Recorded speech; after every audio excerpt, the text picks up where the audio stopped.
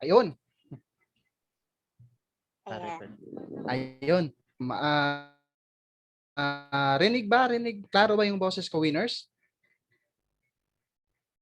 Klaro, Rinig Coach. naman? Klaro. O yan. Okay. So, unang-una, maraming salamat, Coach Jem, sa pagpapakilala sa akin. So, kumusta kayo lahat, winners? So, ready na ba kayo para matuto ng bago for tonight? Okay? So, yun nga, totoo yung mga sinasabi ni Coach Jem kanina. Pero, ifo-formal ko na ipakilala ko yung sarili ko sa inyo maya-maya lang. So, unang-una is ready na bang lahat para matuto ngayon? So, make sure na nakapaghanda na kayo, meron na kayong notes and ball pen. Okay? Para makapag-take down notes kayo. Okay? Kasi yung notes kasi natin is magagamit kasi yun natin as reviewer. Reviewer or tuwing meron tayong gustong mabalikan tapos halimbawa hindi na natin gustong pumunta pa sa academy sa Team Genuine website natin, madali lang natin makita sa notes natin, di ba? Tapos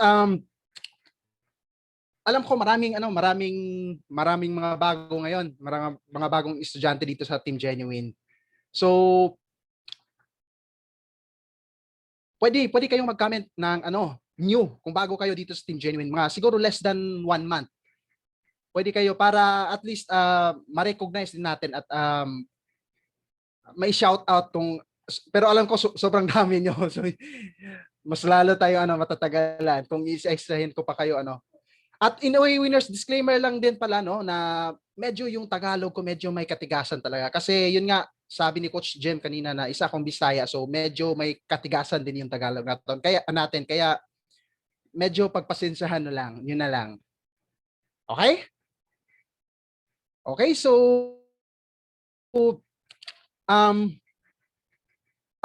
isa lang din pala yung request ko sa inyo, winners, na kapag meron akong itatanong, gusto ko is sumagot naman kayo. So hindi tayo pwedeng makapagsalita ng directly, meron naman tayong chat box. So kung meron naman kayong naiintindihan ko, lalong-lalo na kung meron kang ginagawang importante ngayon na nakikinig ka lang, okay? Hindi ka talaga kaya makasagot. Lalo-lalo na yung mga OFW nating mga members naiintindihan natin. Pero kung meron ka namang meron ka namang time or halimbawa, 'di ba? Meron naman tayo lahat kamay, 'di ba? Sagot ka na lang, okay? Yun lang din yung pinaka-request na ko. Okay? So, hindi natin papatagalin pa, ipapakilala ko lang ulit yung ng formal yung sarili ko. Okay? So, wait lang.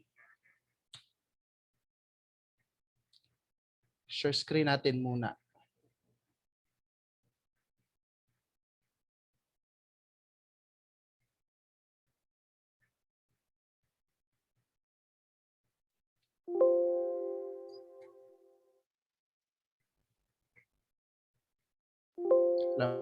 Pwede ko ma-share screen. Wait lang.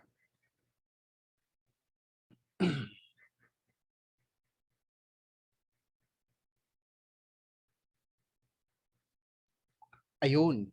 Kita na ba? Ayan, kita na ba, winners?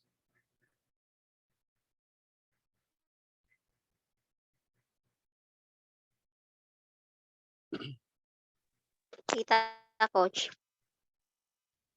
Okay, ayos. Ayos. Flower pa naman. Wait lang. Ano ba to? Hindi ko ma-set ng timing. Ito. Okay na. Ito. So, anyway, yun nga, yung pangalan ko ay si Jay Balukan. So, isang official leader na dito sa Team Genuine Academy. And then, yun nga, 1-star diamond rank na rin yung isang achievement na narating ko dito sa sa ginagawa nating negosyo dito sa tulong ng Team Genuine, okay? Tapos yun nga, nakakapasok din tayo sa TG top earners list. Okay? And then 6-digit earners sa dashboard natin, sa GFAX dashboard.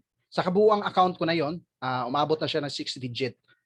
Tapos 7-digit gross sales. Okay, sa almost sa 2 years and 6 months ko sa negosyo natin. Simula nung nagsimula ako sa Team Genuine, umabot na rin ng 7-digit. Okay? So ito makikita niyo winners is bali ito na yung current ko or yung pinakang recent na achievement na narating ko. Pero yun nga, paano ko nga ba nakuha sa tulong ng Team Genuine? So ito yung pag-uusapan natin.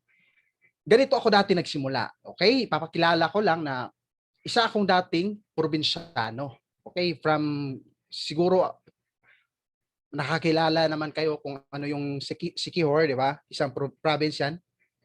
Okay? Galing ako doon pagkatapos kong makapag-aral ng 2 years isa akong college undergrad, 2 years sa amin sa Siquijor. Pagkatapos kong mag-aral, nagpa-part-time lang muna ako dati doon sa mga banda. And after 6 months, yung tipong gusto ko na talaga tumayo sa sarili, nag-decide ako pupunta na Cebu para maghanap ng trabaho. So, hindi naging madali din yung paghanap ng trabaho natin. Siyempre, mahirap talaga, lalo-lalo na kung wala ka pa experience sa pagtatrabaho. Pero yun nga, nakapasok din naman. And yan yung pinakaunang trabaho ko sa mall. Sa mall talaga. Makita mo naman yung tsura ko ba dyan is medyo bata pa. Matagal na yan. So, as a promodizer sa isang mall. Tapos, almost 10 years na akong nagtatrabaho talaga palipat-lipat sa ibang malls.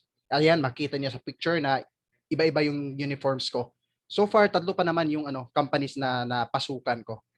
And then, ikukwento ko na lang kung bakit nga ba ako napunta sa ganitong negosyo. So, kung siguro katulad din sa'yo na naghahanap ka rin ng extra source of income, mga extra pagkitaan bukod sa sweldo mo sa trabaho. Ganon din ako. Nakilala ko itong negosyo natin way back 2013.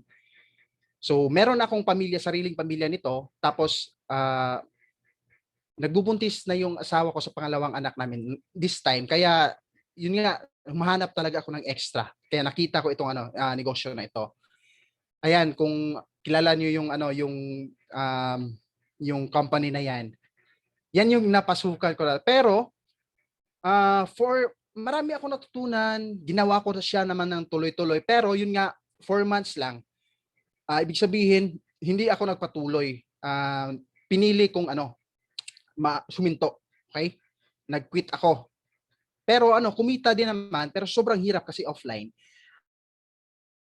Tapos, yun nga, nag-decide na lang ako na magtrabaho, pagpatuloy ko na lang yung pagtatrabaho. Although doon sa experience ko, sobrang dami kong natutunan doon, pero nararanasan ko din yung sobrang daming rejections, yung mga taong hindi naniwala sa iyo, yung mismo mga kaibigan mo, kakilala mo, katrabaho mo, hindi ka pagtatawanan ka, susuportahan ka, lalo na kung offeran mo sila ng products or yung business opportunity. Ranas ko din 'yan. Kasi normal naman sa negosyo talaga kahit saan, ganon talaga. So, isa din 'yun sa nakakapagpahina ng loob sa akin. Kaya bumalik na lang din ako sa pagtatrabaho nung time na 'yon. So, medyo hindi pa masyadong masyadong yung tipong hindi masyadong madadown nung time na 'yon. Medyo kung tatawagin, medyo may pagkabalat sibuyas na ako dati. Kaya bumalik na lang nag-focus na lang ako sa trabaho. And then sa pag-focus almost 4 years sa trabaho, papansin ko is ganun pa rin. Ganun pa rin, wala talagang pagbabago kasi sa trabaho halos makaka-survive ka lang. Although makakakain kayo, 'di ba? Makaka-survive kayo, pero naging stagnant. Kumbaga walang progress financially. Yun talaga, financially. Kasi yun naman yung pinakang rason natin bakit tayo naghanap tayo ng pera, nagtatrabaho tayo para sa pera, di ba? Walang progress. Kaya ayun, naisip ko na palaki na yung mga bata ko tapos halos na inuubusan na ako ng mga time sa kanila, di ba? Dito namin ulit na na encounter ulit yung ganitong negosyo sa pamagitan ng ng asawa ko. Actually, this time asawa ko yung na invite sa kanyang kaibigan. Tapos tinulungan ko na lang siya na hatawin yung negosyo or gawin yung negosyo. And then wala pa rin hanggang sa yan yung yung makita niyo namin ang resulta din dati sa ibang company. And then wala pa rin. Kaya naghanap kami ng solusyon. Nakita namin yung Team Genuine. So ito yung pinakang kumbaga nakikipag-usap sa akin, okay? Si Coach Dennis pa yan. Way back 2018 yan, October. So yan yung pinakang package ko na natanggap ko galing sa trabaho. Weight loss din, AM Fit. Tapos maraming syempre bago din sa akin yung online, hindi siya naging madali. Bali nag-a-adjust pa din. Tapos yung gamit ko pa is yung luma kong smartphone dati na ang daling mag-loading, ang daling mag-hang. Kaya nag-a-adjust ako. Nagtatabi ako ng 10 to 20 pesos sa allowance ko sa trabaho para pagka-uwi ko, meron akong magamit para pangbayad sa internet cafe. Buti na lang, meron ding malapit lang sa amin ng PesoNet. Ayan, isa ito sa nag-aaral ako sa Team Genuine Academy nung time na yan na pinicturean pala ako ng bata ko. Yung panganay ko na bata. Hindi ko nakita. Okay, yan yung time na yan. Tapos ito yung mga moments na nagre-restock ako manually. Kasi dito sa Cebu dati, meron siyang physical store or branch dati dito sa GFAX. Okay, nag-close na lang kasi syempre yun nga, nag-o-online na nagfo-focus na lang sa online. Ayun, hindi ko na sila sa online na lang talaga ngayon. Pero dati nagre-restock talaga ako. And then ito yung mga kauna-unahan kong mga naibenta, kay mga kakilala, pintuhan lang, offer. Although andun pa rin yung kaba, andun pa rin yung takot na mag-fail, pero kahit nauutal sa pagkaka-explain ng mga products, di ba? Pero pinagtatawanan na lang natin. Kahit marami diyang nagre-reject, di ba? Tatawagin ka na Gluta Boy or Kojik Boy, di ba? Or Imfit Boy, Coffee Boy, di ba? Sino yung nakakarinig dyan? So, i-share ko lang yung unang kong naibenta sa online ito yung time na yon na una ako nakabenta sa online. Tapos yan yung mga una kong padala din sa LBC, product sales ito. And then after nun, as of June 2019, isa din ako sa napiling magiging official leader ng ating Team Genuine.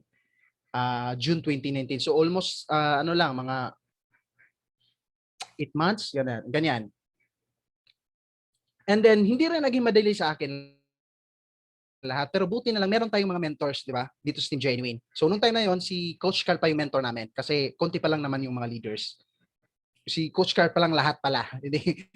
So ngayon marami na. Tapos as of August 2020, ayun, nakuha na rin natin yung first 1-star diamond rank, and then naka-10 appearance na rin ako sa TG Top Earners list. Tapos siyam dyan yung sunod-sunod. And as of from October 2018 hanggang June 19, ito na yung total na kinita ko. So gross product sales is almost 1.2. Gross yan. Tapos sa GFAC dashboard is 100 plus. So total siya ng 1.3. Kung i-divide natin yan by month, per month, papasok siya sa almost 46,000. Okay? So yun, hindi yan magic, bali ginawa ko lang talaga yung natunan sa engineering tuloy-tuloy. Okay? Kaya isipin mo 2 years and 6 months. And then ito na yung mga nabili kong mga gamit dito sa negosyo natin. Bali yung mga kinita ko, pinaroll ko lang para sa may improve ko yung mga tools ko na gamitin ko. And yun nga, nakakapagbigay na rin ako sa family ko, na-treat ko na rin sila, pati na rin sa papa ko. Yun yung pinaka-importante. Okay? So, ayun, yun lang yung short intro ko. So, hopefully merong nakarelate at merong may kahit pa paano merong na-inspire, okay? So, bali yung intro na yon is shinare ko lang para at least alam nyo kung paano ako nagsimula. Hindi lang yung nakita niyo yung current na resulta ko ngayon, okay? So, let's proceed. Ready na ba kayong matuto sa ating pinakang topic for tonight? Ready na pa? Type naman diyan ng ready. Ready. Ayun. Yes. So, ang topic natin for tonight is sobrang ganda ng topic natin for tonight kasi marami kayong mga realization talaga nito. Marami kayong magiging matutunang bago. Tungkol ito sa calmness and tungkol sa courage. Okay? So, iisa-isahin kong i-explain yung lahat. Yan. So, magsisimula tayo sa courage. Okay? Pag sinabing courage winners, pa-type nga kung ano yung unang pumasok nyo sa inyong isipan. Kung ano yung ibig sabihin sa inyo ng courage.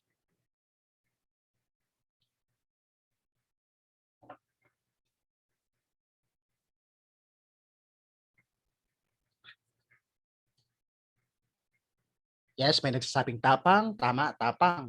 Yun naman, tapang, yes. Lakas ng loob, ayun. Isog, kung sa Bisaya pa. Guts, kung sa English din. Pagpupursige, kagustuhan. Ayan, tamang-tama lahat. May isog, okay? Tibay at lakas ng loob. Okay? So, yung sinasabi nyo lahat winners is tamang-tama. Yan yung pinakang definition ng courage. So, pero para sa akin, ang courage is yun nga, lakas ng loob, tapang. Okay? Parang ganito ba? Yan, tingnan mo yan. Para ang pangalan niyan ay si Bogart winners. Yung matapang natin na model sa Team Genuine. Si Bogart. Ang pogi, di ba? Kala niyo si Cardo Dalisa yan, si Bogart yan, okay? Okay? So, bali yan, yes coach, si Bogart lang yung maraming career. Marami nang naabala diyan, lang natin muna yan, post muna natin yan. Wait lang ha. Paano ba to? Okay. Kita na ba? Hindi na ba makita yung screen, no? Wala na. So, bago ko i-share sa iyo yung tungkol sa courage winners, may i-share lang muna ako sa inyo na short story. So, gusto niyo ba ng short story? Gusto niyo ba? Okay? Bale, yung story na yun is story ng isang empleyado. Empleyado na pamilyado na rin. Merong pamilya. And then, itong empleyado na to is dati na ring nagnegosyo. Pero hindi rin nagiging successful, nag-fail siya. Kaya pagtatrabaho na lang din yung pinag-focusan niya. And then na-open mind ulit yung isipan niya sa isang negosyo. Nung na-feel niya na matagal na siyang nagtatrabaho pero wala pa ring nangyari. Kaya sumubok siya ulit. Pero maraming adjustments siyang ginagawa, maraming failures din o rejections. Pagkakamali na nagagawa. Kahit pa may gumagamay naman na tama or na mga tamang tao, tamang mentor. Hindi naging madali sa kanya. Pero sa kagustuhan na matuto nitong empleyadong ito, nagpapatuloy lang siya. Hanggang sa itong taong to habang ginagawa yung negosyo, na-experience na yung pinakamalaking challenge sa kanyang buhay. Which is, habang ginagawa niya yung negosyo, nabalitaan lang niya na nagkakasakit yung nanay niya na naiwan niya sa province. So ang ginawa niya, since meron naman siyang mga naipon na konti, kasama na yung mga kinita niya sa negosyo, okay? Nag-decide siya, kahit hindi niya alam na magiging sakto ba yung pera na yon para panggamot sa kanyang mama, nag-decide siya na papuntahin yung mama niya dito sa Cebu. Okay? Tapos, ayun, umabot sila ng almost 6 months na struggle sa pagpapagamot kasi medyo malubha na yung sakit ng kanyang mama. Pero halos yung savings at saka mga kinita niya medyo naubos and kulang talaga. Pero itong empleyado na ito medyo porsigido na maipapagamot yung mama niya. Kaya naghahanap siya ng ibang paraan. Iba-ibang tao yung mga nilalapitan, iba-ibang ahensya para lang mapapatingin doon sa ospital, okay? And then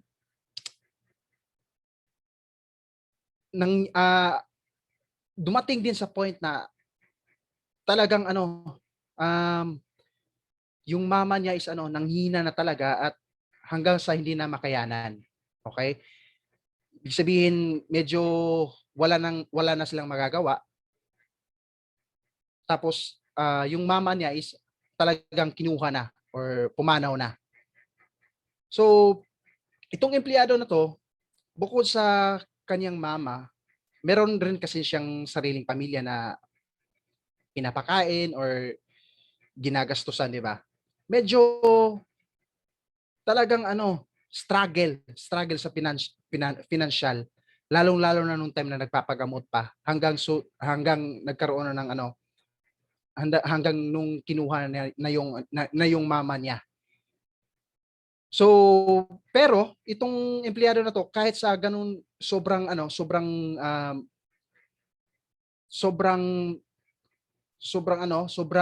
mahirap na challenge, pinili pa rin niyang magiging pinili pa rin niyang magiging lumaban at magpatuloy sa buhay.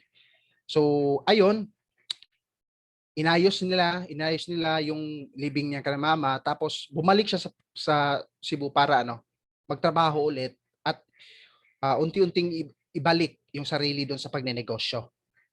And after 3 months naman, nagkaroon na naman ng panibagong challenge, which is yun nga, naubutan sila ng pandemic. Kasi last year. Oh. And then, ayun, patuloy pa rin ang buhay. Laban pa rin. So, yun yung short story ng isang empleyado na yun. And bakit ko ba i-share yun sa inyo, winners? Dahil may relate kasi yon sa topic natin na yung pagiging matapang or pagiging courage. Okay? Kasi sa buhay natin, di ba? Lahat naman tayo makakaranas ng ganon na kasi wala naman taong umuugat dito sa mundo, di ba? Lahat naman talaga kinukuha kapag time na, di ba? Walang umuugat. Kaya sobrang hirap kung imagine mo kung ikaw yung makaka-experience na ganun. Sobrang hirap, 'di ba? Lalo na kung magpatuloy kasi sobrang dami na. So or sobrang valid na yung reason para give up na lang or unang-una hindi na magpapatuloy sa ano pang ginagawa niyang mga ways para kumita, yung pagtatrabaho at yung pagnenegosyo, di ba? Pero pinili pa rin niya kasi alam niya na yung nangyari na yon is wala na siyang control nun. Kumbaga nangyari na, wala nang makakabali pa nung nagiging nangyari. Okay?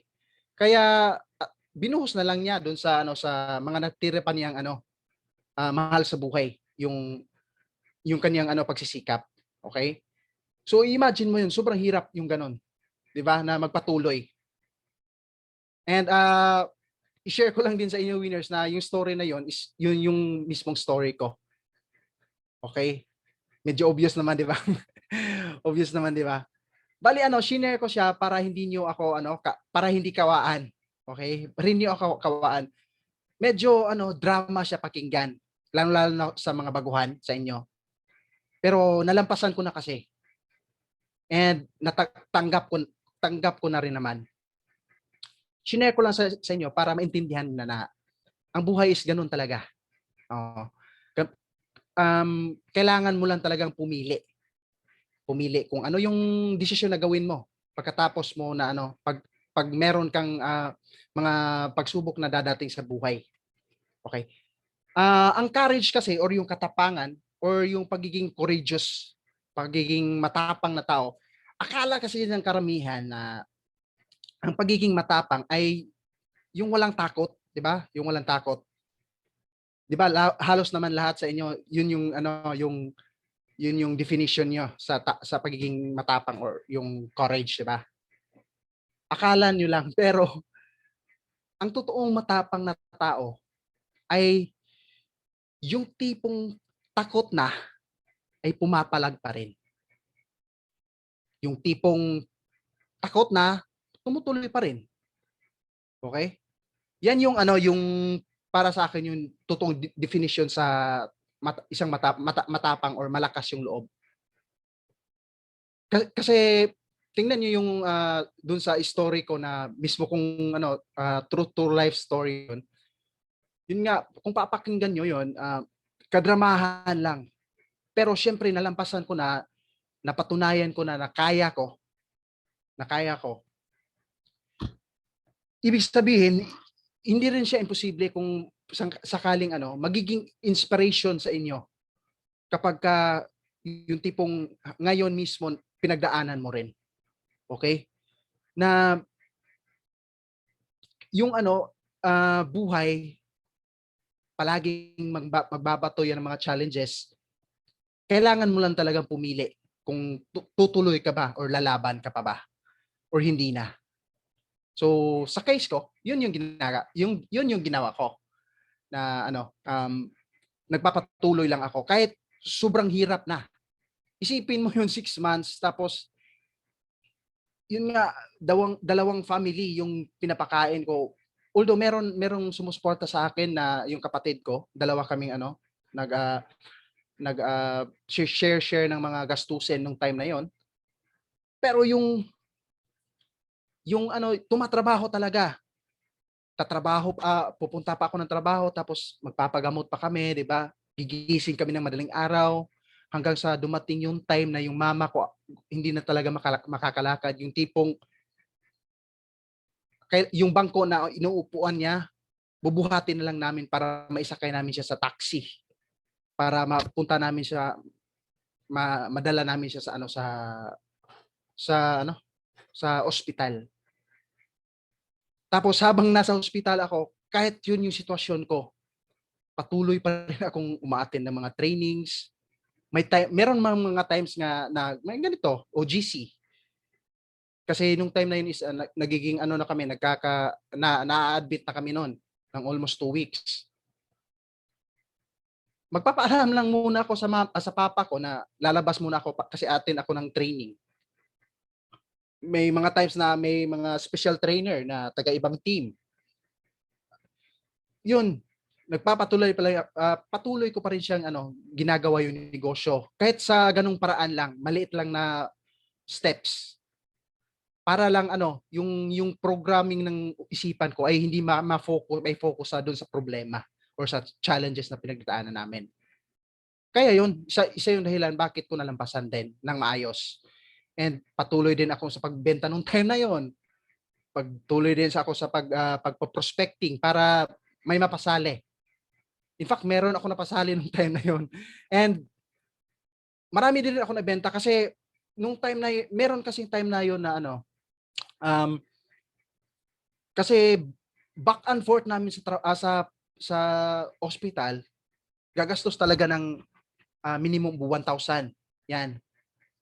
Isang ano lang yan, back and forth lang yan. Tapos medyo nauubos na talaga yung pocket money namin. Tapos yung natira lang sa akin is products na lang talaga, products. Marami pa akong Kojic nung time na yon. Ang ginawa ko, instead na humingi ako ng tulong na pera doon sa mga kasamahan ko sa trabaho, binibenta ko na lang sa kanila para as tulong. Humingi ako ng suporta or ng tulong doon sa sitwasyon ko. Na i-convert ko siya sa pera, naggamit namin. Noong time na yon, ginamitan ko pa nga siya ng although ngayon labag na yon sa company natin, yung pagbibigay ng mga free kahit wala naman sa sa mga promos natin monthly. Yun yung ginawa ko, 2+1 para may benta ko na lang magkapera ako nung time na yun, pero magamit kami.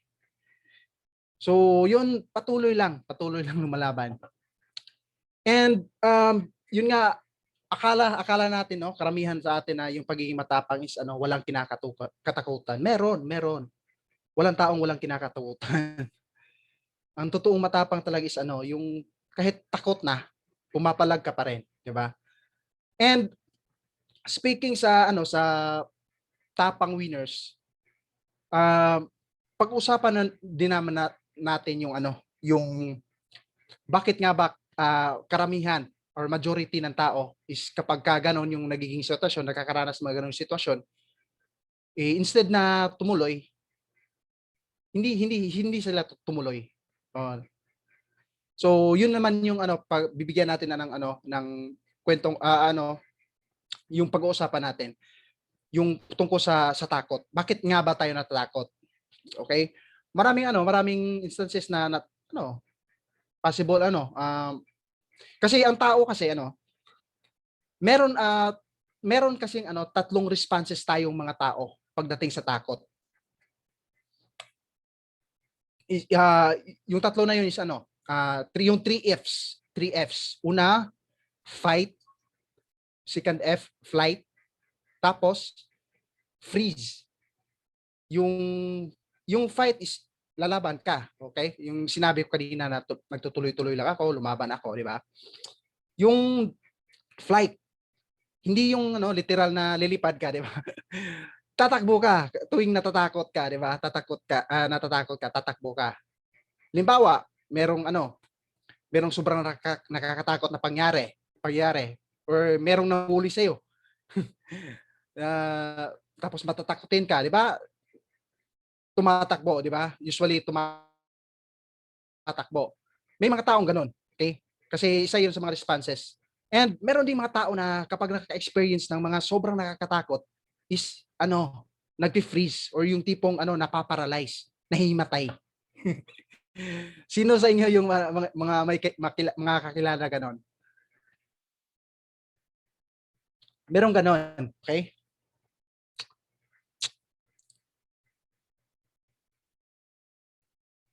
Paano ba to?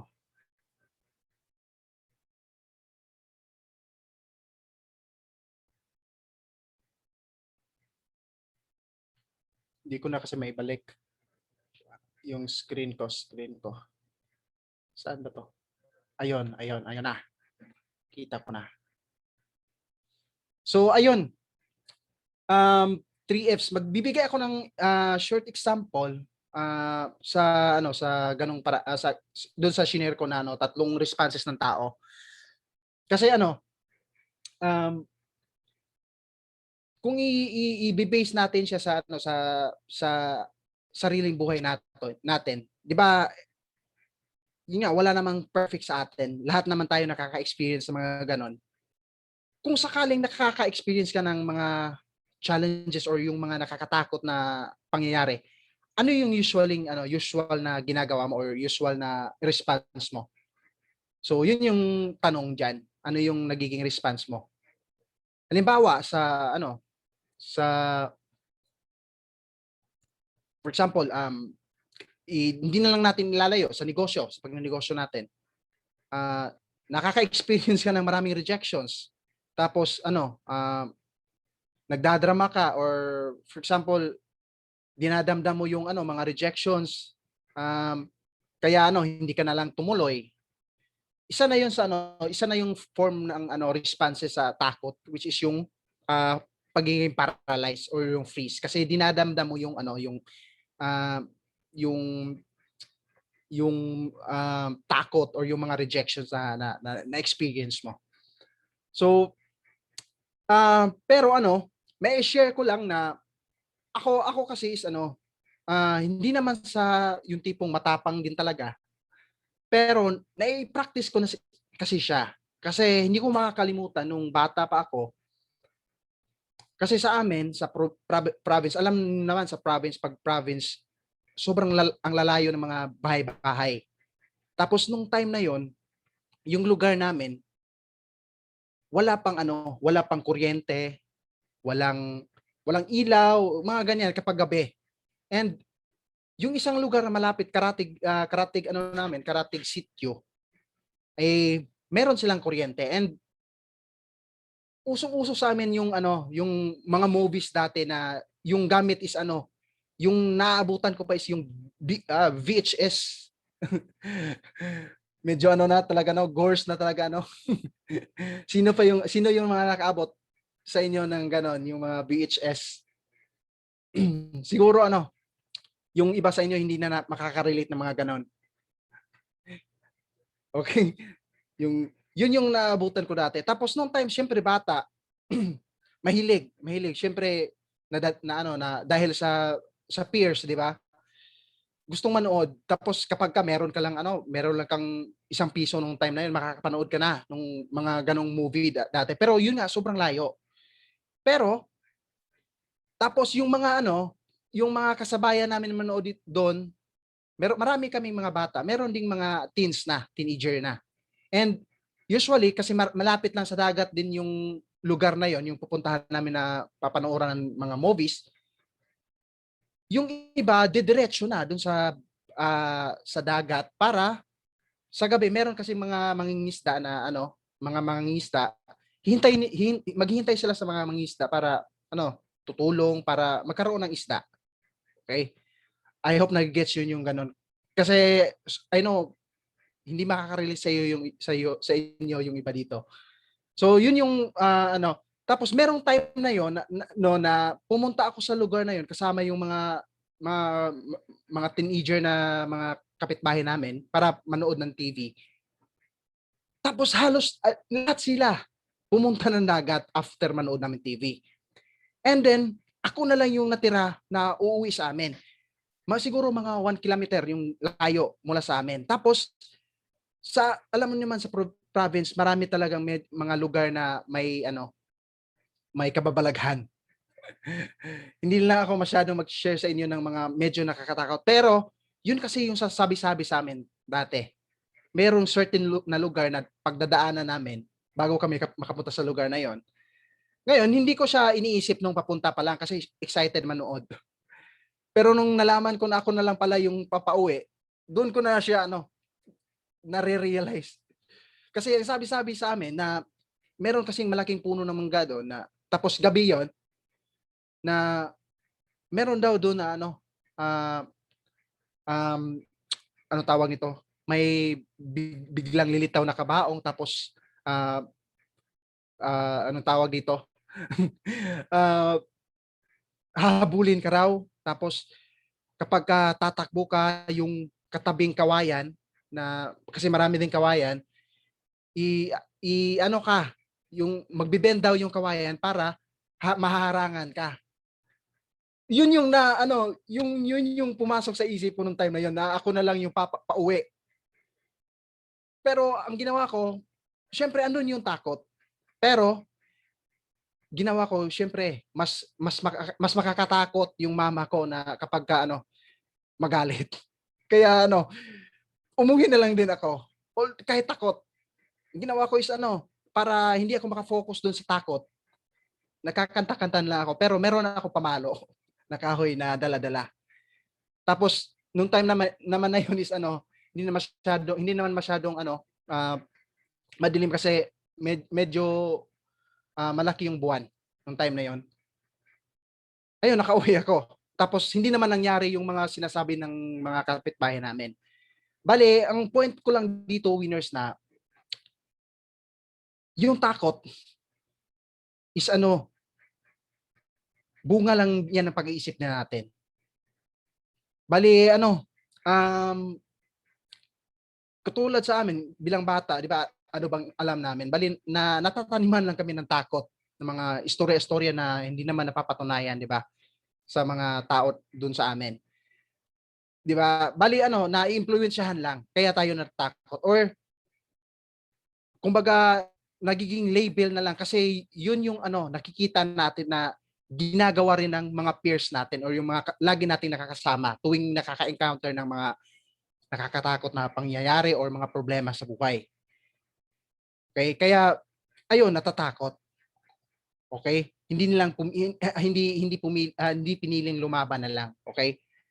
So, meron ngang ano sinabi si Sir Will Smith na ang tatagalogin ko na lang na ang takot raw ay bunga ng yun nga, bunga ng isipan natin na uh, ano bunga ng mga kung ano yung iniisip natin at hindi talaga yung totoo talaga. Hindi siya totoo. Bale, hindi natin talaga yung pag sinabing danger or yung peligro, 'di ba? Nakakatakot din talaga 'yon. Hindi mo na kailangang mag-alinlangan diyan or magdalawang isip. Pero kapag fear daw or yung takot daw is choice daw 'yon. Bali pinili daw 'yon natin. Maaring napili natin 'yon kasi yun yung palaging nakita natin sa mga kinalakihan natin, sa circle of friends natin or sa peers natin or yung tinatawag na peer pressure. So yun yung may share ko sa inyo, winner. So hopefully meron kayong natutunan pagdating sa fear. Pero yung fear is naman yan na-handle naman yan through practice lang din. Okay? So, bale, yun yung kabaliktaran, yung fear dun sa courage. So, yung courage naman is yung pagpapatuloy lang. Kahit natatakot ka, okay? Kahit di mo alam yung sunod na mangyayari, tumutuloy ka pa rin, okay? Bali yun yung definition para sa akin ng totoong ng courage winners. So, ang courage din winners ay yun nga, hindi siya madaling gawin din. Bali yung madali lang sabihin, pero kapag sa actual na ikaw na yung mismo nakaka-experience, hindi rin siya naging madali. Pero yung tulad ko, na-practice ko na rin talaga. Kumbaga, dati ko pa siyang ginagawa. Iba-iba lang yung form ng mga challenges or yung mga nakakatakot na pangyayari. Unti-unti ko lang siya na-practice. Kaya ang courage, unti-unti natin may ipapractice siya na mawala at malabanan. Ay yung takot pala, yung takot, hindi yung courage, di ba? Tapos, para mai-develop din natin na yung may practice natin, unti-unti natin may practice yung pagkakaroon ng courage sa sarili natin is patuloy na pag-grow or patuloy na pag-learn ng bago or patuloy na pag-aaral at matuto ng bago. Kasi kapag natututo ka ng bago, mayroon ka maraming natutunan, nag-aano kasi yung knowledge mo diyan. Mas dumami yung knowledge mo, tapos kapag na-i-apply mo, may mga bago ka naman na experience na may experience. So the more na meron kang knowledge, marami kang knowledge, magkakaroon ka rin ng maraming experience. Tulad ng for example, merong isang iskinita na for example, gabi yung oras, and meron kang gustong puntahan doon na dadaan ka sa iskinita pero hindi mo alam yung iskinita. Hindi ka kabisado doon. So talagang talagang matatakot ka, 'di ba? Kasi baka merong mga masasamang elemento diyan, 'di ba? Pero kapag kabisado mo, alam mo, 'di ba? Matakot ka pa ba? 'Di ba? So, yun yung point ko kapag patuloy tayong nag-grow, pag tuloy tayong nag-acquire ng mga knowledge. Kasi kapag alam natin na yung bagay, mal-less natin yung takot. Kumbaga, mal-lessen natin yung takot. Okay? So, hopefully meron kang natutunan, winners. So, marami bang natutunan? Power Fayaman ba? Flower Falaman. Ayun, Flower Falaman. May fear ka, wala kang fera. Okay, so hopefully marami kayong natutunan doon. So, ngayon, let's proceed sa pangalawa nating topic for tonight. Okay? So, yung second topic natin is yung wait lang, share screen natin ulit. Nawala.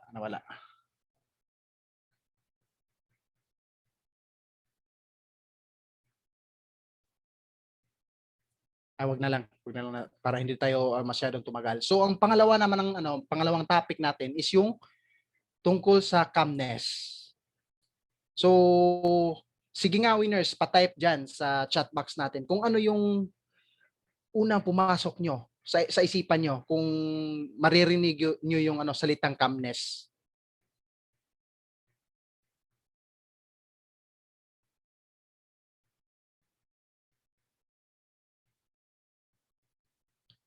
Ayun, tama yun, mahinahon. Meditation, kalmado. Okay, relax ang isip. Yes, tama. Tama lahat. Sitting pretty. Kakalmahan, smooth. So tama yung mga sinasabi niyo winners. So nawala na lang yung maganda kasi yung explanation ko dito sa wait lang ha. Isa slideshow ko lang muna.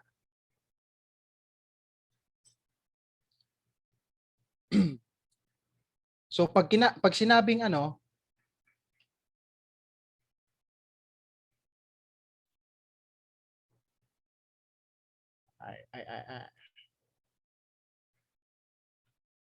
okay. Hindi na lang natin gagamitin. So ayun, calmness, tama yung mga sinasabi niyo niya, pagiging kalmado, okay? Pagiging yung nga kakalmahan, hindi natataranta. Okay? So meron na naman akong i-share sa inyo na short story din na may relate natin sa topic natin na calmness winners. So gusto niyo ba ulit ng panibagong story? So gusto niyo ba? Yes. Ayun. So siguro yung iba sa inyo naririnig na nyo na ito, yung story nito. Pero para sa mga hindi pa, I'm sure marami kayong matutunan nito. And wag na lang kayong acne sa mga sa mga nakakarinig na nito. So, isang araw daw, merong grupo ng mga manlalakbay. Pinapanguluhan sila ng isang monk at yung makasama niya is yung mga followers na, yung mga disciple niya. Tapos bandang tanghali, nadaanan nila yung isang ilog. Okay? Yung monk nag-utos doon sa isang disciple niya na ang pangalan ng disciple ay si Bogart, walang iba. Na Bogart, pumunta ka nga doon sa ilog para ikuha ko ng tubig, malinis na tubig para meron ako mainom kasi nauuhaw ako. So, syempre si Bogart na masunurin na disipulo, pumunta siya ng doon sa ilog, bumaba siya. Tapos pagkarating ni Bogart doon sa ilog, nakita niya na yung ilog, merong mga taong naglalaba. And maya-maya pa, merong dumaang mama na merong dalang cart or kariton, dumaan dun sa gilid ng ilog. Kaya yung tubig na malinaw sana, na clear sana, biglang dumumi, biglang naging maputik. Okay? So, naisip ni Bogart na hindi pa ito paano ito mainom ni ng monk, ng master. So bumalik na lang siya dun sa monk, tapos sinabi niya yung sitwasyon na yung tubig is naging maputik kasi ganon ganyan. And ang sabi ng monk, okay sige Bogart, since tanghali naman, mamahinga lang muna tayo dito sa ilalim ng malaking puno ng kahoy. So namahinga sila. Pagkalipas ng kalahating oras, ayun, inutusan naman ulit ng monk si Bogart na papuntahin doon sa ilog. So dali-daling pumunta si Bogart doon sa ilog. And pagkadating ni Bogart doon sa ilog, yun na, nakita ni Bogart na sobrang linaw, sobrang clear na yung tubig at sobrang linis na. Kaya nakakakuha na siya ng tubig and dadala niya dun sa monk. At nakainom na rin yung monk. Pero bago uminom yung monk, tumingin siya kay Bogart, sabay sinabihan si Bogart na, di ba Bogart, na nakakuha ka ng malinis na tubig, na less lang yung effort at less lang yung hirap or halos walang kahirap-hirap. Dahil pinahintulutan mo yung tubig na babalik sa kanyang sariling linaw or para magiging malinaw ulit sa natural na paraan. So, end of the story, winners. Bali, ang pinaka-moral lang ng story na ito, pinaka-moral lesson ng story na ito is ganon din yung isipan natin, tulad din ng tubig. Kapag ka nakakaranas ng marami kang iniisip na mga bagay-bagay na nakakapagpabagabag sa'yo, lalong-lalo na yung mga problema or yung challenges, medyo lulubog yan or kumbaga medyo gugulo yung yung utak mo, di ba?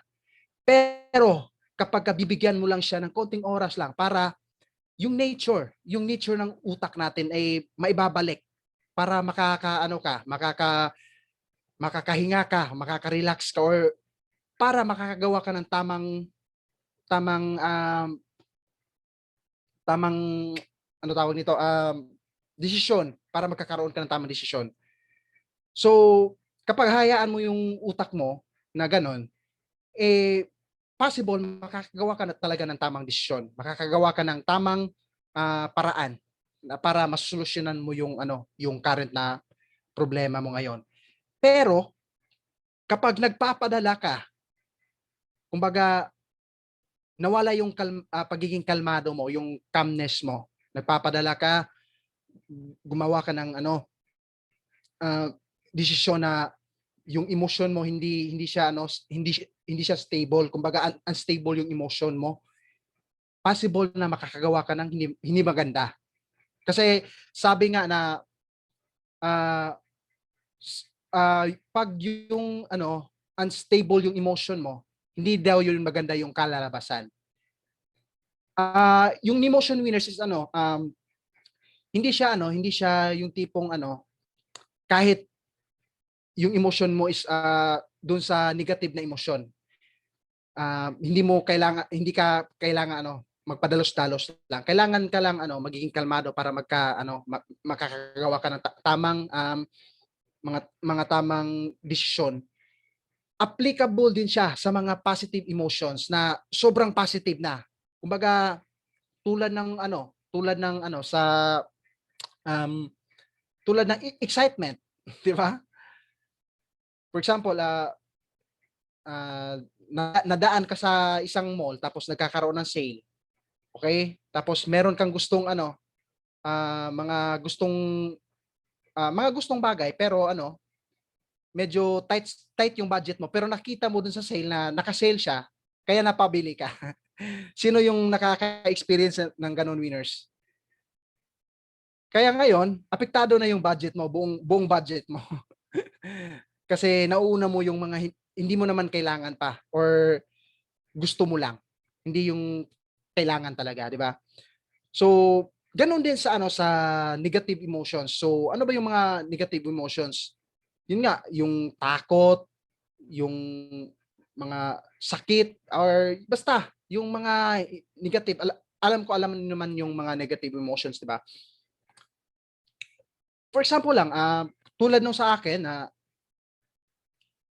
nung time na nung talaga yung yung pangalawang punta na namin sa ospital is medyo emergency na nag-ER na talaga kami noon. Kasi nung time na yun is before noon mag-ER kami, before kami na-ospital nung time na yun, pangalawang ospital namin, nag-decide na talaga kami na iuwi na lang talaga si mama sa province namin. Tapos talagang siguro sa sugo na lang siguro ng panahon na kasi the day before nun, pupunta sana ako ng ah, port para kumuha ng ticket. Magfa-fast trap na lang sana kami. Pero nung pumunta na ako nung time na yon, hindi ako kumbaga na short ako sa time. So, kasi sobrang traffic nung time na yon, umuulan pa. Kaya hindi na lang ako tumuloy, pumasok na lang ako sa trabaho. Kaya at ano nag-decide na lang ako na ipagpabukas na lang. So, kinabukasan, ayun, plano na naman ulit. Pero yun nga, yun na yung time na yun na yung time na nagkakaroon ng emergency talaga. So, siguro hindi pinintulutan yun ng panahon na yung emergency doon mangyayari doon sa barko mismo. So, ayun, after nun, kasi yung mama ko nung time na yun is pasintabi lang winners, no, sa mga may share ko na lang din para meron akong maibigay na examples ninyo. Pasintabi nila sa mga kumakain. Nung time na yun kasi is kumakain lang ako para pupunta ako ng maaga sa port para kumuha ng ticket. Pero agad-agad yung kapatid ko is pumunta sa akin na sobrang kabado na parang nataranta na si mama nag-bleeding. Sobrang daming dugo na lumalabas sa kanya. So, hindi ko makakalimutan yung pinakaunang reaction ko talaga. Kasi yun nga, nasasabi ko sa inyo na i-practice ko na kasi talaga na hindi magiging hindi matataranta agad-agad. Hindi ko makakalimutan yung pinakaunang reaction, pinakaunang sabi ko sa kanya na huwag kang mataranta para makakapag-isip ka ng tama. Yan yung in-advise ko sa kapatid ko. Tapos ako na yung gumawa doon, ako na yung lumapit sa mama ko, tapos ako na yung nagbibigay ng kumbaga command sa mga kasama ko kasi halos sila natataranta na ikaw punta ka dito, hanap ka ng ambulance. Tapos yung papa ko din is ganun din, parang natataranta na. So fast forward, binawian yung mama ko ng buhay. Kumbaga nung time na binawian yung mama ko ng buhay doon sa ospital na mismo nangyari at ang naiwan doon is yung kapatid ko na naman. Bale, hindi yung time na yun, hindi na siya na masyadong natataranta kasi pumasok na siya sa isipan niya yung sinabi ko na wag basta magiging kalmado ka lang. Although masakit talaga. Hindi basta-basta magkakaroon makaka-experience ka ng gano'n na hindi basta-basta na magiging kalmado ka lang. Pero kailangan mo lang talaga pilitin yung sarili mo para yun nga makakapag-isip ka ng tama, makakagawa ka ng tamang desisyon. So, yun, yung kapatid ko tumawag sa akin siguro mga 4 AM na, madaling araw na. Tapos nasagutan ko siya mga alas 5 na sa umaga. Tapos yun nga, nagiging kalmado lang talaga ako para magawa ko yung tama. Balik kinunta ko yung mga tumulong sa amin na ganito na nangyari. Tapos yun nga, i-guide ko talaga sila ng tama. Pagdating ko doon sa hospital, yun nga, bungad ko yung kapatid ko na sobrang na talagang sobrang lungkot talaga ng kasi nakakalungkot talaga yung pangyayari. Pero ako gusto kong umiyak pero hindi ako umiyak. Ang gusto ko lang naman is maunawaan ng kapatid ko tapos ng papa ko is kahit papaano merong isang tao na magaguide sa kanila na matatanaw nila na matibay. Kumbaga kasi meron kasi tayong mga lalaki meron kasi tayong pride, di ba? Lalo ng mga lalaki yung kasama mo, di ba? kahit sa mga ganong sitwasyon, meron ka makitang isang hindi umiiyak, hindi ka rin iiyak, di ba? Yun yung pinapakita ko sa papa ko at sa kapatid ko nung time na yon. And sinasabihan ko lang na tatanggapin lang natin, wala na tayong magagawa. Tingnan lang natin yung magandang yung positive na side na nakakapagpahinga na yung si mama. Pero sobrang sakit, sobrang sakit. Pero yun yung ginawa ko. Nagiging kalmado lang talaga ako para makagawa ako ng tamang desisyon. Hindi ako, kumbaga, natataranta.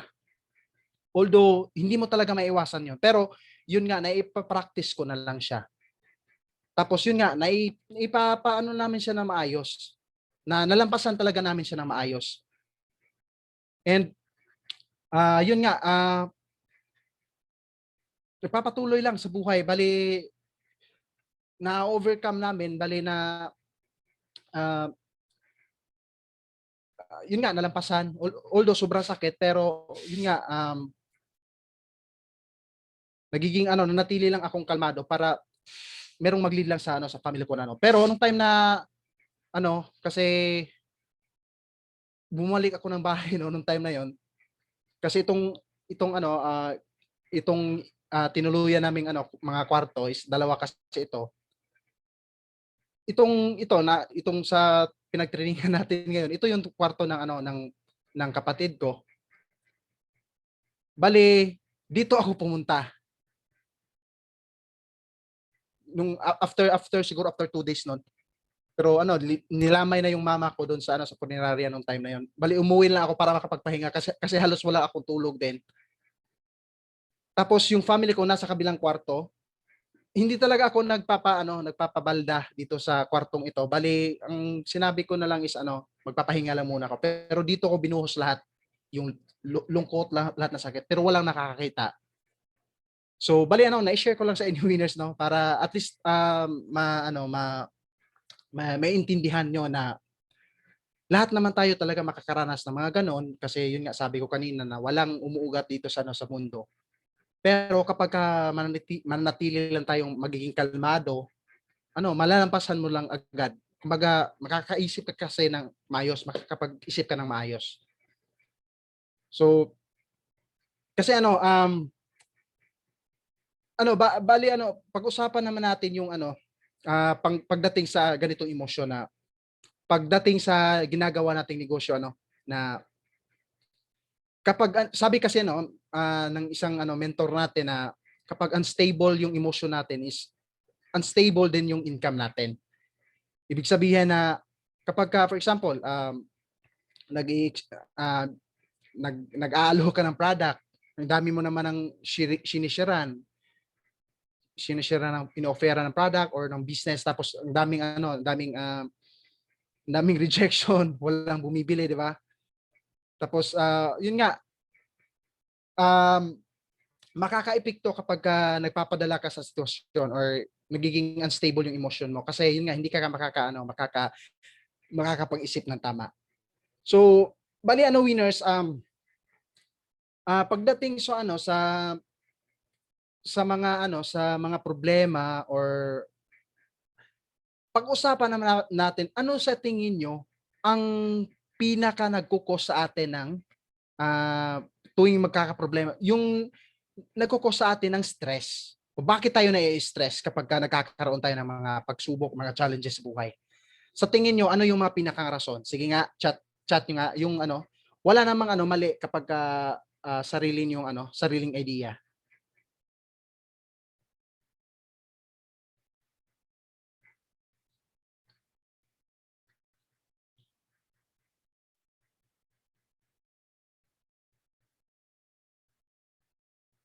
So sa tingin nyo, ano yung pinakang, yes, isa din ito, overthinking and panic, di ba? Pagiging mahina, okay? Yung emosyon.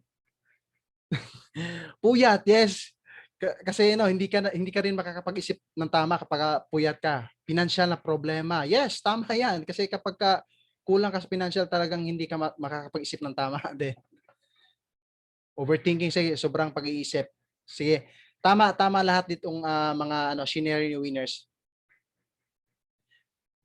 Tamang-tama kasi pero ayon sa ayon sa ano, ayon sa mentors natin, no, na ang pinakang dahilan din daw talaga ng stress is possible ibang tao, possible din na sa sitwasyon or sa'yo sarili mismo. Kasi ang pinakang dahilan is ano, hindi na meet yung gusto natin or kumbaga hindi na nangyayari yung gusto natin kaya tayo na-stress. Tama ba, winners? Na kapag hindi na meet yung ano natin, yung gusto natin, na-stress tayo. Halimbawa sa ibang tao, di ba? Meron kang tinuruan. Gusto mo siyang matuto at makinig, pero nung tinuruan mo ayaw makinig, di ba? Kaya hindi din siya natuto, di ba? Kaya ngayon na-stress ka. Pero ang pinakang rason naman doon kaya ka na-stress is hindi yung tao na tinuturuan mo.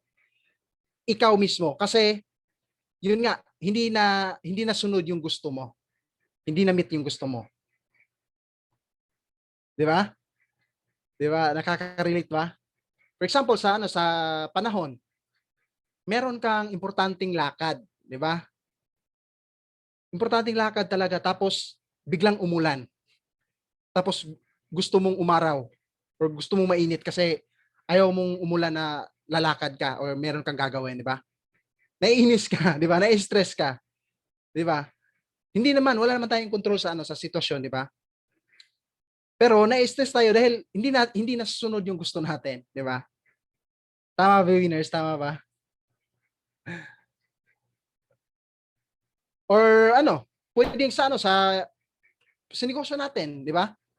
Meron kang pinagshiran ng product or ng business tapos ni-reject ka. So, kung bago ka pa lang, hindi mo maintindihan pero since nasa Team Genuine ka na, pinapaintindi naman natin na normal yung rejection, di ba? Pero na-stress ka pa rin. Pero ang totoong dahilan nun, hindi naman yung taong nang-reject sa'yo. Ikaw mismo. Ikaw mismo yung dahilan. Kasi hindi nasunod yung gusto mo na bibili siya or magpahin siya, di ba? Tama? So, yun yung pinakang ugat, pinakang dahilan sa bakit tayo na-stress. Hindi na meet yung gusto natin, kagustuhan natin. So, ngayon, pag-uusapan naman natin yung ano yung pinakang ugat, bakit nangyayari yon or bakit nangyayari na hindi ma-meet yung mga gusto natin or kung bakit tayo na-stress. Ano yung pinakang ugat? Okay? So, bali winners, ang pinakang ugat kasi is yung tinatawag natin na perspective or paano mo tingnan yung isang tao, isang bagay, isang sitwasyon. So, for example, ganito. Gagamitin naman natin ulit si Bugart tapos si Natoy, 'di ba? Ito si Bugart at si Natoy, sabay silang nagnegosyo. Sabihin lang natin na dito sa Team Genuine. So, ito si Bugart at si Natoy, halos magkaparehas lang yung status nila sa buhay. Parehas lang silang part-timer, nagpa-part-time lang, konti lang yung oras. Tapos, parehas lang din silang yung level ng pamumuhay. Mahirap lang din sila si Bogart at si Natoy, 'di ba? Tapos parehas lang din silang nahihirapan sa negosyo. And yung halos sa pagkakaparehas nila, kulang na lang yung mukha na lang nila yung magkakaparehas. 'Di ba? Halos magkaparehas lang talaga sila. Tapos itong si Bogart, itong si Natoy naman, may time na nag-o-offer siya ng product doon sa kanyang kakilala. Tapos ni-reject itong si Natoy, 'di ba?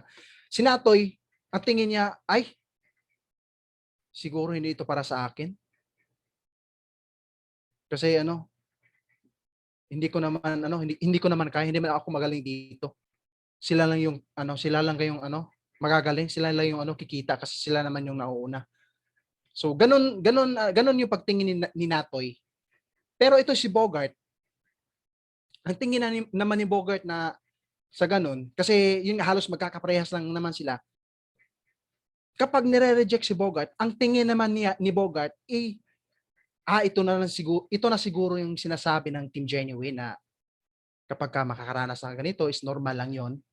Pagtuloy-tuloy ka lang, patuloy-tuloy ka lang. Kapag ka hindi, no means not now, next ka lang muna. Okay? Based dun sa dalawa, kay Bogart at sa Natoy, kay Natoy, sa tingin niyo winners, sino yung sa tingin niyo yung may chance na nakikita next week or magiging successful sa buhay? Sino sa tingin yung may chance, may chance? 'Di ba? Alam naman natin na si Bogart. Kasi unang-una model natin 'yan, 'di ba?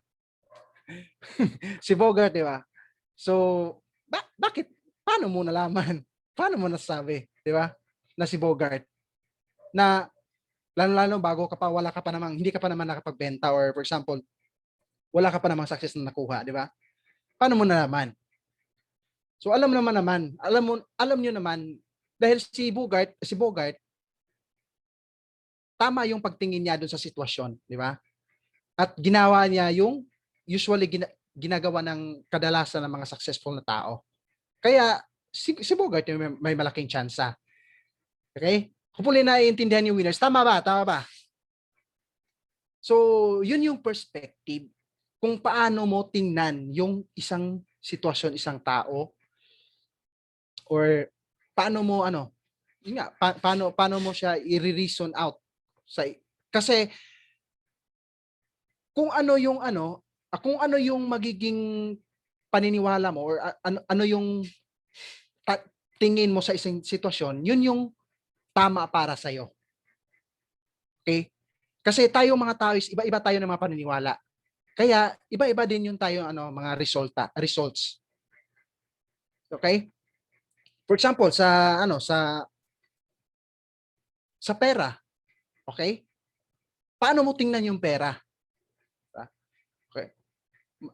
Marami sa atin na lalo na kung hindi ka pa part ng Team Genuine dati, no? Before Team Genuine, ang tingin mo sa pera is masama yung maghangad ng maraming pera, Okay? Masama yung magiging mayaman, 'di ba? Sakim yung mga mayaman, 'di ba? Pero yung mga successful na tao, iba yung tingin nila sa pera. Tiningnan nila yung pera as a tool. Na magandang tool 'yan para makakatulong sa marami para matupad yung mga gusto nila sa buhay. Okay?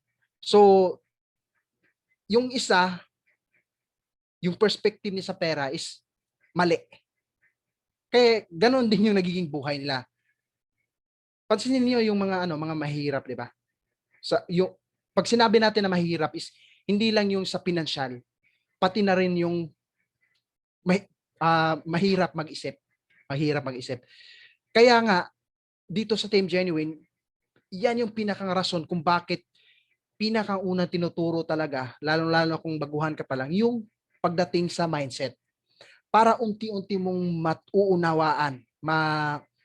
unti-unti mong maunawaan na ang kailangan mo talagang baguhin dito is yung mindset.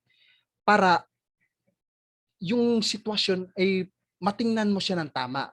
Magiging tama yung magiging perspective mo. Hindi magiging negative, kumbaga ganun. Kasi ang sitwasyon ay sitwasyon lang. Ang sitwasyon ay, ulitin natin winners, no? Ang sitwasyon ay sitwasyon lang. Magiging masama or mabuti lang yung sitwasyon kapag tiningnan mo siya ng masama or tiningnan mo siya ng mabuti. Kasi yun nga, sabi ko kanina, na ang wala wala ang sitwasyon yun nga, ang sitwasyon ay kung paano mo siya tingnan. Magiging sitwasyon ay sitwasyon lang, magiging tama or mali lang yan kung paano mo siya tingnan. Okay? So ayun winners, hopefully na medyo may naituro ako sa inyong bago ngayon and marami kayong natutunan. So marami ba kayong natutunan winners? Power pa yaman ba yung training natin tonight? Marami bang natutunan?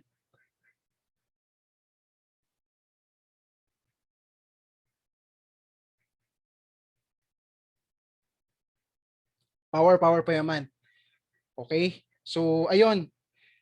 So, yun winners, lagi lang natin tatandaan ano, na yung pinakang ugat kaya tayo talaga na-stress kasi kung paano natin tingnan yung isang sitwasyon. Kaya sa ngayon na ano, since aware ka na, kailangan mo lang siyang i-practice tuwing magkakaroon ka. Wala namang perfect. Walang perfect na tao na hindi nakakaranas na ganito. Sa aming mga leaders, siguro makita nyo na ang dali-dali lang sa amin kasi ang tagal na namin ginagawa, ang tagal na namin pinapractice. Medyo kung ikaw baguhan ka pa lang ngayon, medyo hindi mo siya agad magagawa, pero ipapractice mo lang siya na unti-unti.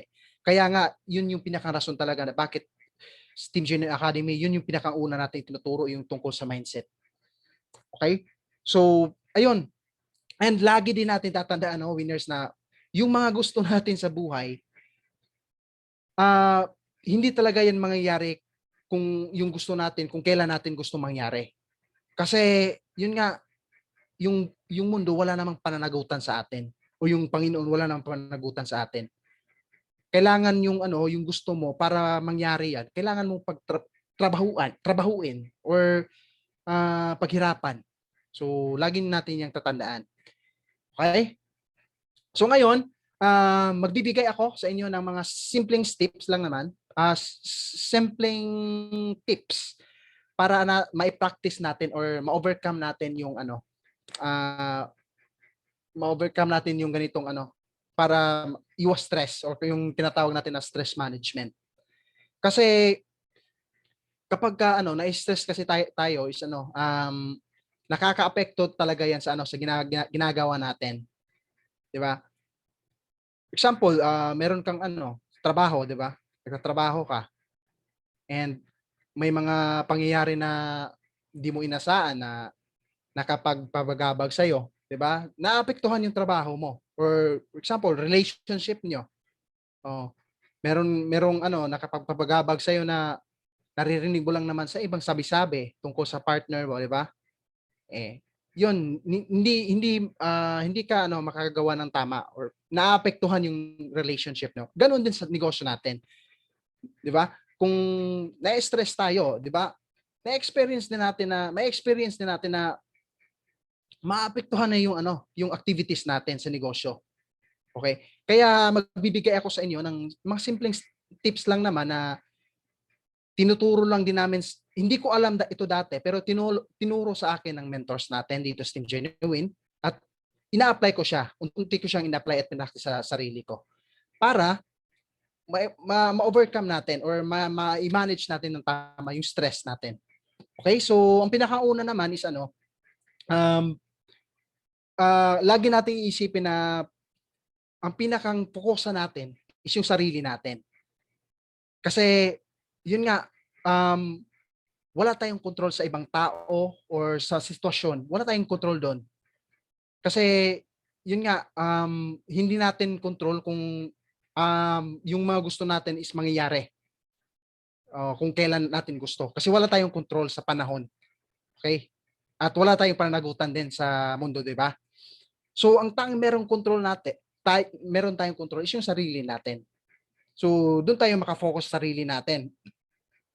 And unang gagawin natin is para ma-focus sa sarili, ma-practice natin yung yung kapag tuwing merong bumabagabag sa isipan mo or na na nakakapagbigay sa iyo ng stress,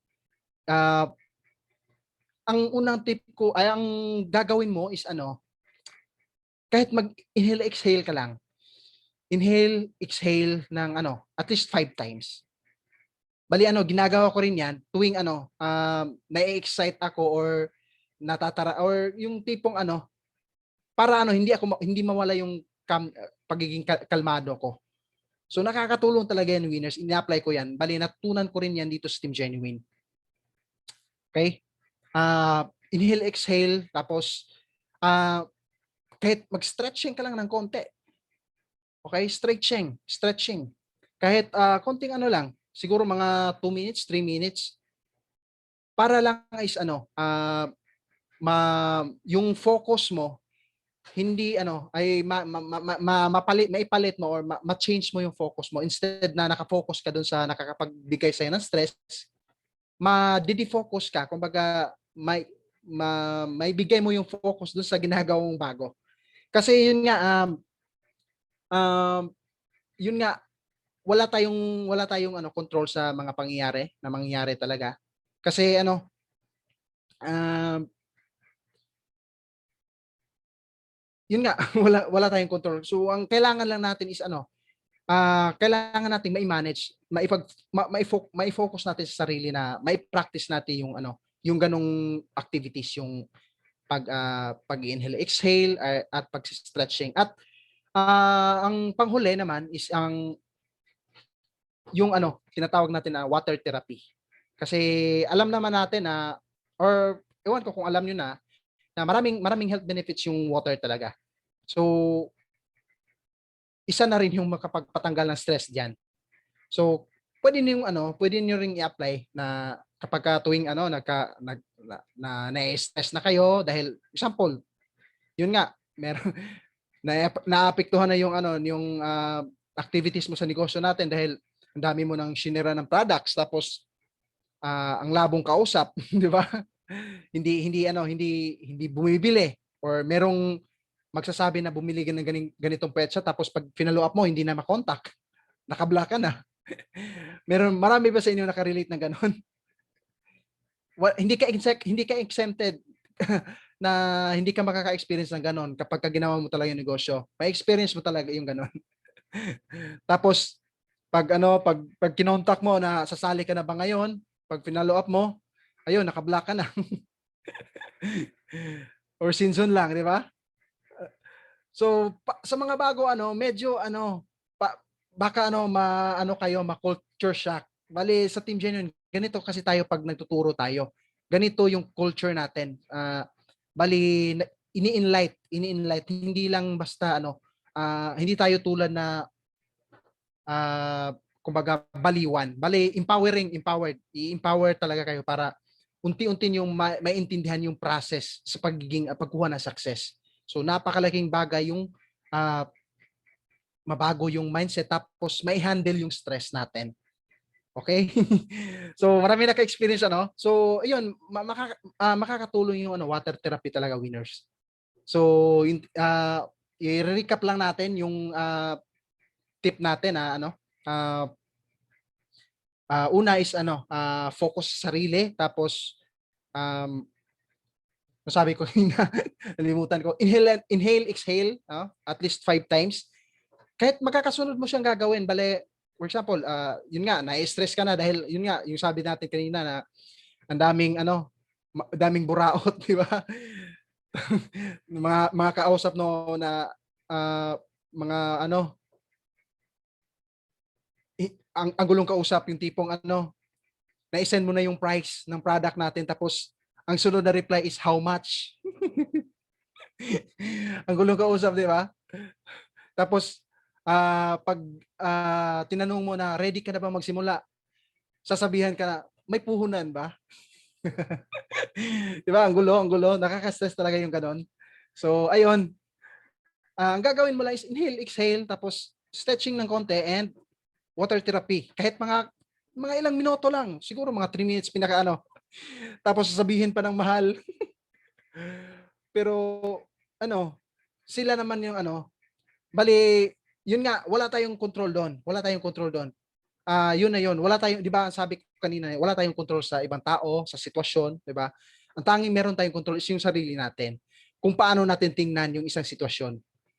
Okay? So, i-control lang natin yung management natin. Yung stress natin. So, yun, winners, hopefully marami kayong natutunan dito sa sa training natin. Power Payaman ba? Marami bang natutunan? Shout out. Shout out sa lahat ng umattend hanggang dulo. Simula hanggang dulo, Congrats sa inyo kasi una kayong matuto lalo na kung bago niyo pa narinig yung mga ganitong klaseng training, una kayong matuto at una niyo i-apply. Okay? Kumpara dun sa replay na manood. And reminder din na dapat kanina ko pa lang sinabi na yung walang replay ito sa sa mga SP lang or yung starter package. Okay, so I guess doon na magtatapos yung training natin. So hopefully marami kayong natutunan, winners. And ayun, medyo malalim na din gabi. Picture na lang tayo para makahataw pa kung meron pa kayong mga gustong gawin din. Labas-labas na yung mga pagmumukha natin, winners.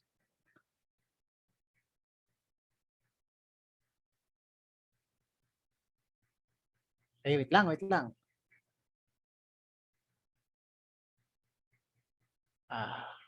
Paano po ito tanggalin? Ito. Close. Pop up. And tray below ka. Saan ka? Remove pin. Ayan. Okay. Sige, power pa yaman post. Bali, sobrang dami pala natin ngayon, no? 100 plus, 170 plus. So 7 take ito, winners. No? So power pa yaman post na. Huwag muna tatanggalin, no? Hanggat hindi ko sinasabi. Okay? So 1, 2, 3, smile. Send muna natin sa GC natin, winners. Baba muna, baka mangalay.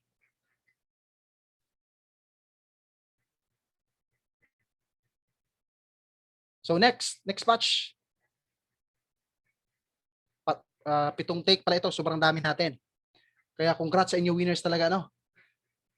And yun nga, congrats sa mga umattend hanggang dulo.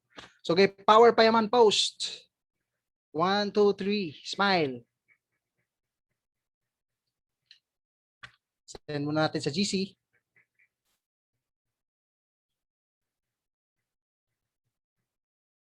Next batch. Power pa yaman post. 1, 2, 3, smile. Ayan. Yung iba hindi na makita. Siguro sa internet din natin ito, medyo mahina. So, pang-apat na batch. Power pa yaman post. Tayin mo natin yung iba na makita. Ayan. 1, 2, 3, smile. Send mo natin. Baba muna, baba.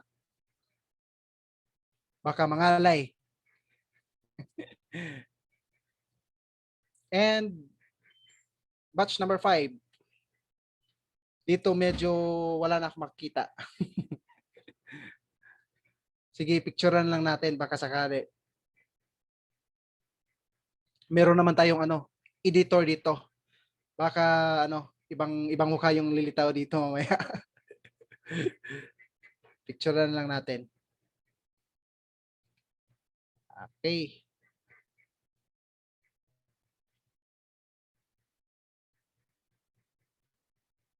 Six, ganun din. Print screen.